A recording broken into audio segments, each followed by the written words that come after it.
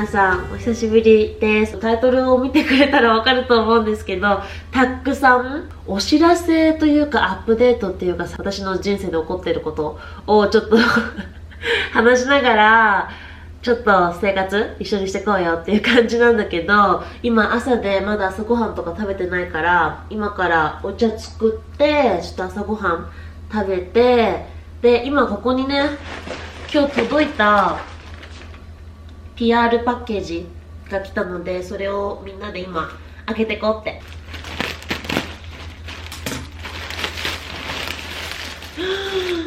Oh my god。 ちょっと今1個目の1個目のプロダクトを開けたんだけど、スリープコードっていう私が好きな、よく PR をくれるパジャマのブランドがあるんだけど、そのブランドがね、新しいコレクションの色とイニシャルとかを入れられるようになってるんだけど、これから話すことなんだけど、私結婚を考えていた相手、彼氏と別れたんですね。別れまして、まあこの話はまた後で座ってするんだけど、それの話が出ていない時にこれをオーダーしたので、ちょっと気まずいんですけど、私のイニシャルと彼のイニシャルが入ってるっていう、まあなんとかなるよね、別に別に気にしなくない？そんな一人で生きてれば、一人暮らしとかの時とかだったら普通にね、これからも着れるし、そこまでイニシャルは見ないよね気まずい。でもすごく可愛いので、はい、パンツとかも私は大きめに履くのが好きだから、ブカブカで家でラウンジっぽく着れるようなパンツにしたいから、サイズはラージを頼みました。これ着たいな。今あんまり見えないね。でも履いてますでちゃんとポケットもあるから、ポケットがないパンツ意味わかんなくないですかなので、はい、いい感じ、かわいい。そしてもう一つ、これなんだけど、プロバイオリック、お腹の菌を増やしていいガッツヘルス、腸活していくよみたいなブランドのサプリなんだけど、これもう取ってなくて、でもサブスクリプションしてるの忘れてて、また来ちゃって3ヶ月分あるんですね。使わないんですね。なのでニューヨークに住んでるお友達いましたら、これ新品なのでぜひ欲しい方言ってください。コメントにお願いしますそして最後がアテネクラブ、ボディプロダクトを作ってるブランドなんだけど、ここともお仕事したことあって、アイコニックなホイップクリームみたいなシェービングクリームを作ってるブランドで、あとはシェーバーとかも作ってるブランドで、わー、oh my god、 かわいい。 Introducing the dream state of body care, luxury fragrance meets whole body performance, The Golden Vanilla Collection。 これはボディウォッシュ、スキンリプレニッシング、デオドラント、かわいいよね、見た目。めっちゃ歩きたくなるね。なんかアルミニウムフリー、ノーステイノーレジディベーキングソーダフリー、試してみます。ジム行くし、ヨガも行くし、エチケット。もう一つがまたデオドラントのスプレータイプ。楽しみです。このブランド結構使ってるので、使うの楽しみ。ありがとうございます。でも私バニラの匂いちょっと好きかわからないので、試してみます。はい。ということでアンボックシングはこれで終わり。で、ここがね、ベッドルームの角なんだけど、この中にブランドからもらった PR のものを入れてます。こんな感じでいつも入れてます。で、たまに妹が来た時とかにあげたりとか、あとはドネーションとか、何かいつも世界で起きてる時とかにプロダクトが欲しいですっていう時があったりするから、そういう時にはい使ってます。あとは自分用にも、最近カーペットを変えました。このカーペットのブランドとお仕事をしていて、リビングルームに最初置いたんだけど、ちょっとカラフルすぎっていうか、ちょっと雰囲気が壊れるからこっちにしてみて、こっちだったらちょっとポップな感じでもいいかなって、夜はいつも暗いので。これがさっきのパジャマのパンツ。私はこういうもうダラダラで、もう適当に着れる感じのお家のパンツが大好きだから嬉しいです。あとこのチューブトップもめちゃくちゃ着心地よくて、もうこの一色しかないんだけど全色欲しいぐらい最高です。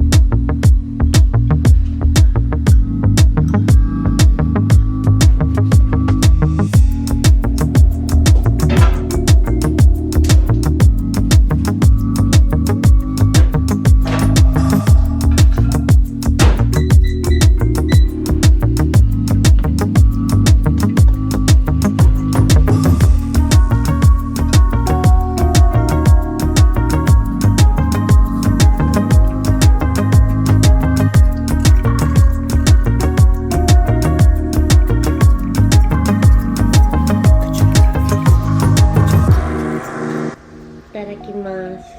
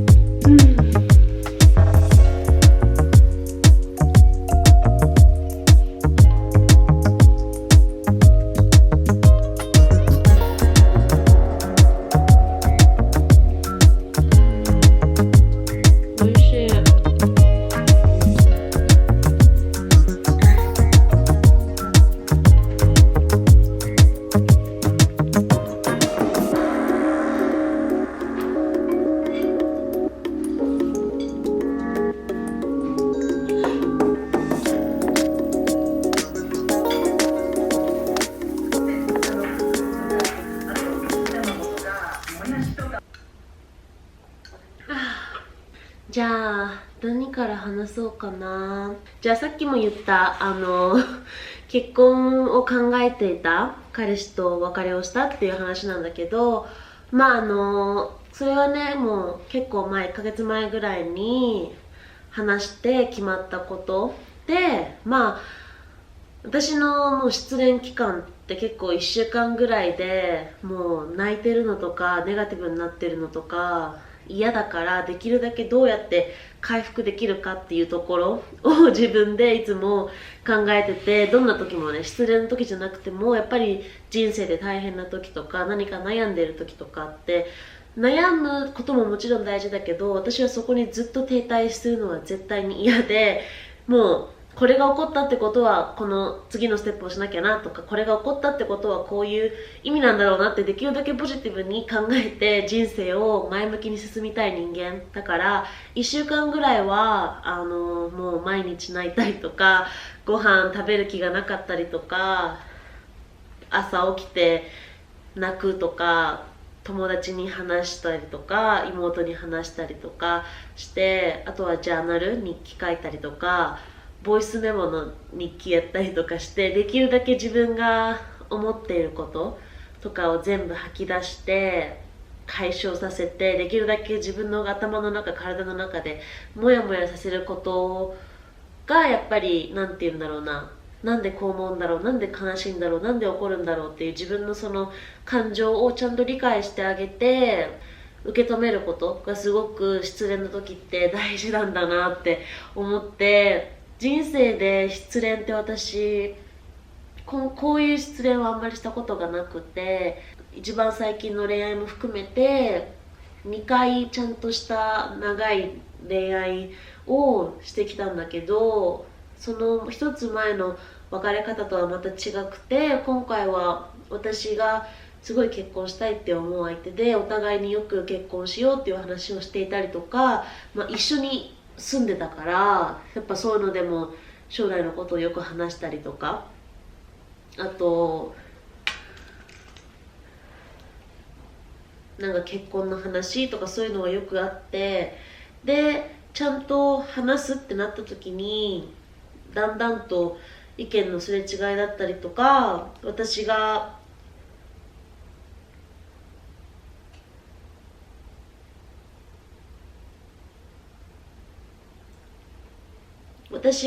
求めているものと彼が求めているもの、私がこういうのが結婚であるべきだっていうアイディアと、彼がこれが結婚だっていうアイディアがすれ違ってきて、そこで私がだんだんと彼を説得する側になっていたというか、結婚っていいじゃんみたいな、なんか自分できるだけその自分と結婚してほしいみたいなのを私は出してて、そこからだんだんとそれがこういうのじゃないって自分で気づき始めたりとかして、そういう時に彼がやっぱり結婚はできないっていうことを言われて、じゃあなんでこんなに私一生懸命になってんだろうって思ってしまって、そこからだんだんと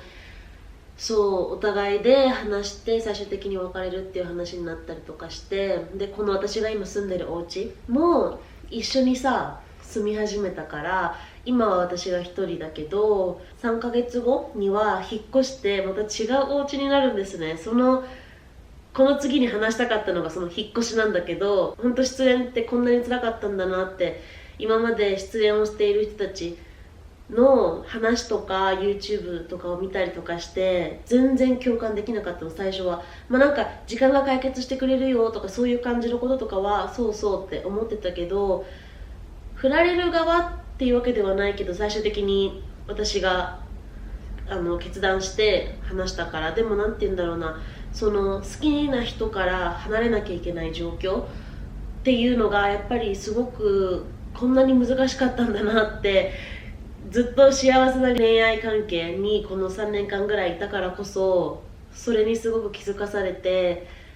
でもそれと同時にもっと自分のために自分らしく自分がしたいことをずっとできるような人生にするためにはこれも必要なことなんじゃないかなと思って決めたことです。はい。なので、はい、失恋、結婚なくなりました。それとつながって引っ越しをしなきゃいけないっていうことになって、もうこのお家本当に Dream Apartment なんですね、私にとって。人生の中でニューヨークに来てこの8年間なんだけど、ずっとこういう家に住みたい、私は住むべきだって心の中でマニフェステーションをずっとしてて、やっと叶ったお家、ここにいるからこそ私って何でもできるんだって、なんか力を注げばちゃんと結果になってお金を稼げて素敵な人と出会えて楽しいハッピーライフになっていけるんだって結果になった素敵な場所だからこそ、すごくビタースイートで本当に離れたくないけど、でもそれと同時にこんなに高いレント家賃を払えてた自分、ここに住む前は本当にヒヤヒヤして、ここで住めるのかなみたいな、もう金欠やばくなっちゃうんだろうなって思いながら、でも頑張るしかないってなって住み始めて、で1年やっとこうやって自分でできるようになったことが、それも達成感というか、きっとこの後も大丈夫って思えるぐらい自信にもなったから、引っ越し、ちょっとニューヨークの引っ越し、どこの引っ越しもきっとストレスフォー大変なんだけど、ちょっとそのね家を探すっていうここからのプロセスがちょっと大変だなって思うんだけど、だからこそあと 2,3 ヶ月しかここに住めないっていうのもあって YouTube をできるだけここでメモリーを作ると同時に発信もしたいなって思うのもあって、このタイムリミットがむしろ自分を YouTube に力を入れるなんかプッシュにもなってる気がして、なので頑張ろうと思ってます。次のねアパートメントもここを超えるぐらい素敵な場所を見つけられるように頑張りたいと思っています。次次が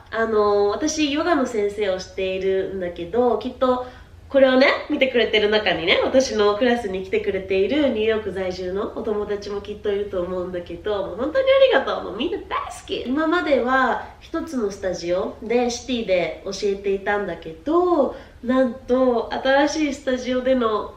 スケジュールが決まりまして、私のずっと夢を見ていたヨガの先生になろうって思ったきっかけにもなったスタジオがスカイテングっていうんですけど、そこで毎週土曜日午後1時に私のクラスを教えることになりました。本当になんか幸せすぎてびっくりして、むしろ緊張だし、スカイテングとの出会いをちょっと話したいんだけど、ちょっと自分でも嬉しいからさ、ちょっと記録私はもともと生まれて育ってから結構いろんなスポーツをやってたのもあって、やっぱヨガとかそういうストレッチっていうのがすごく身近にあるものだったから、大人になってから自分で運動しなきゃいけないってなった時にそういうストレッチだったりヨガをすごいするのが普通だったのね。でCOVID 中、パンデミック中にやっぱりずっとみんなお家にいることになって、ストレス解消とか少しでも気分を良くするっていうのでやっぱりヨガっていいなっていうことになって、そこでずっとまた練習をし始めて、もっと本格的にクラスに行き始めたりとか、オンラインでちゃんと学びながらやってたんだけど、ある日その時の元彼にそのヨガがすごい今好きでヨガの先生とかになってみたりしたら楽しいんだろうなって彼に話してて、したら彼が僕の友達、すごくいい友達でシティでヨガのクラスを教えてる人いるから紹介するから、その人のクラス行って話してみればって言われて、でそこで出会ったのがベスっていうお友達で、彼女がそのスカイテングで今も教えてる先生なんだけど、そこで初めてスカイテングに行って彼女のクラスを受けて、その当時のスタジオ見た時にもうオーマイガーみたいな、そのスタジオはすっごくオープンで窓がたくさんあってグリーンがたくさんあって植物があって、私が住みたいって思う家のスタジオバージョンみたいな感じで、こんなヨガスタジオだったら毎週来たいって思うぐらいすごく素敵な場所で、彼女のクラスを受けて、クラス後に元彼からちょっと紹介のあれでありがとうございましたみたいな感じでベスと話して、でベスもすごくいい人で、クラス後にちょっと2人でカフェしながら彼女はどうやって先生になったのかとか、彼女のそのなんていうんだろう、バックグラウンドとかどうやって今にたどり着いたのかとかすごい説明してくれて、で私がなんかティーチャートレーニング、ヨガの先生のトレーニングとかでやっぱりなんかやってよかったって思いますかって聞いたら、いや私はこの人生っていうかすごく今幸せだし嬉しいって、このなんてやった方がいいと思うって言われて、そこでもうじゃあ頑張ろうかなって思って、そこでそのスタジオとスタジオで教えてる先生とその環境と実感でこ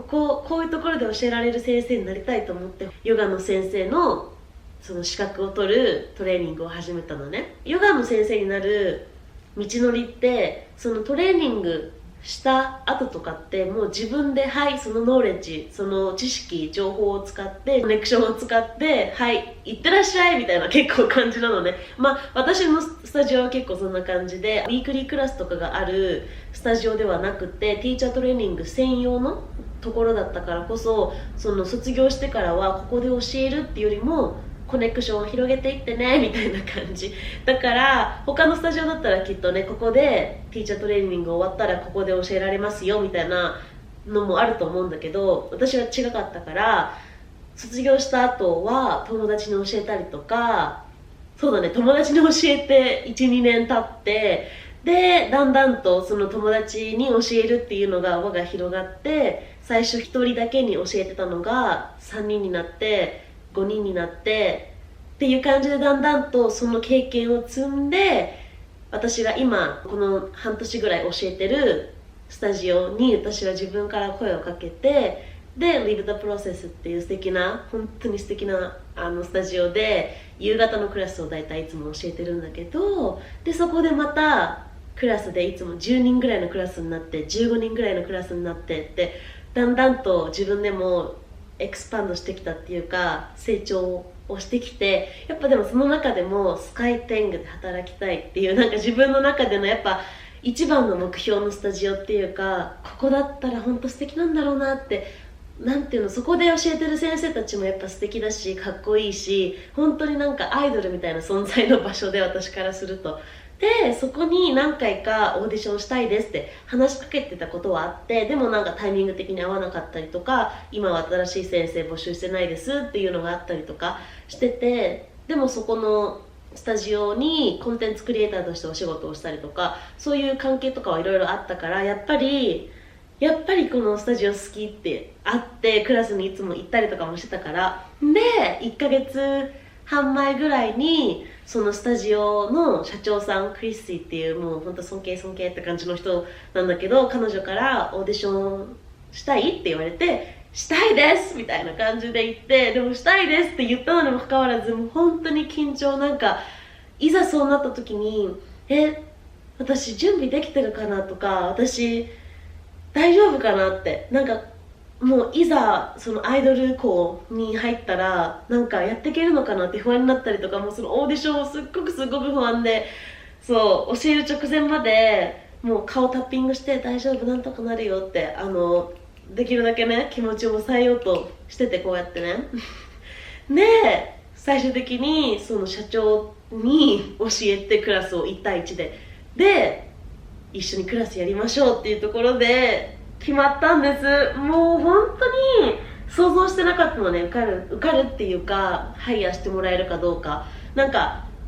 本当自分ってこんなにネガティブになれるんだなって思うくらい、やっぱり私ってポジティブで前向きに生きてるつもりだけど、やっぱりその自信がないところってこんな風に現れるんだなって、その失恋の時もそうだし、オーディションの直前の時の不安とか怖い気持ちって本当に稀だけど、それってチャレンジしてるっていうことでもあるからこそ、オーディションの前ももう落ちるかもしれないっていうのが怖くて、でも落ちてもよくないって頑張って自分にも言い聞かせて、落ちたとしても挑戦してるってことがすごくない、偉くないって、怖いかもしんないけどでもやった自分ってすごくないって、だから落ちても大丈夫っていう気持ちで、大丈夫もうとりあえず終わらせようっていう気持ちでやって受かったから、本当に嬉しくて。でもまた来週にあるから、来週の土曜日にクラスがあるから、本当不安でそわそわで、たくさん自分でも練習しなきゃなって感じなんだけど、それが私の報告です。新しいスタジオで教えることになりました。しかも私の夢見てたスタジオで、去年の私のムードボード、2024年のムードボードにはそこのスタジオの写真を貼って、ここで教えたいってつけてたので、2024年以内に起こらなかったから、まだまだなんだろうなって思ってて、で今年の今になったから本当に嬉しくて、ちょっとずつだし、毎日ね何クラスも教えてて、ヨガインストラクターだけで生計を立てられてる人と比べたらまだまだなんだけど、本当に自分からしたらなんて言うんだろうな、自分って大丈夫かなってちょっとたまに思うぐらいの私でさえも、こうやって頑張ってショーアップして認められて、みんなにクラスを教えられてるっていうのがすっごく嬉しいと同時に、なんて言うんだろう、自分のことを誇りに思えるから、そうどんなに大変なチャレンジでも、受かる受からないとか、落ちる落ちないとか、成功しない失敗とかじゃなくて、その挑戦をしてるってことってすっごく強いこと、勇気がいることで、結果がどうであれやってることがすごく偉いと思うし、そこからやっぱ学んで強くなってっていうのがあるから、もし今何か辛い状況とかチャレンジをしなきゃいけない状況にいる人一人じゃないので、一緒に頑張っていこう。こうやって大変なことがあったりとか、辛いこと悲しいことがあったり、自分の人生から何かものがなくなってしまう時ってきっとそのなくなったスペースに何かいいものが入るためにユニバースがやってくれたことって私は考えるようにしてて、その考えるのすごく辛い時もあるし、もちろんその失恋の時とかは彼から離れて他の人っていう考えとか、この幸せだったことを過去にしなきゃいけないとか、そういうのってやっぱりすっごく辛いけど、でもやっぱりきっと5年後とかにはあれがあってよかったなって思えることになってると思うの。私の人生も全部そうだから、私がニューヨークに来たばっかの時とかはもうなんでニューヨーク来たんだろうとか、友達できないとか、英語喋れないとか思ってたし、この後どうなるんだろうって思ってたけど、8年後英語こうやって喋れるようになって、こんな素敵なお家に住めるようになって、自分の好きな仕事をしてて、ドリームスタジオで働けるようになってってきっとなるようになるって思ってるからそうだから、こうやってやっと自分も少し強くなれて話せるようになれて、次の自分のステップに対してワクワクすることができることが本当に良かったなって思いますはい。What's your break? はあ、なんか最近失恋してる人多くないまあ私がきっと失恋してるから、インスタとか YouTube とかでもそういう系のなんかコンテンツとかが多かったりするのかもしれないけど、自分のためになることって時に辛かったりとかするっていうから、そうきっとね、これからのいいことのために起きたことだと思って、失うものも追わずにこれから来るものを魅了するような人間になれればいいなって思ってます。あと髪切りました。気づきましたか？もう動画始まってもう中旬なんですけど、髪切りました。ちょっとなんかまあ失恋に関係してるけど、なんかもう切っちゃってよくないみたいなもう伸びるし、私の髪の毛って一生伸び続けるし、きっと似合うみたいな感じで切ってみたらすごく可愛くて、メイク動画とかも載っけてるのでぜひ見てください。はい動画編集したいので、ちょっと静かに動画編集していこうと思います。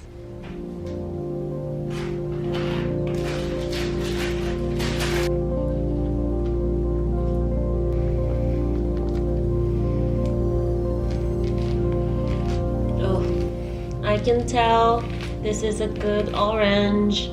I can already tell. Yes. I can tell this is a good one.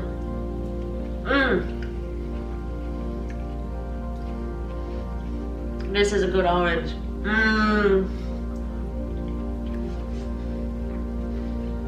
Oh, she can taste it. Ah, this is so good.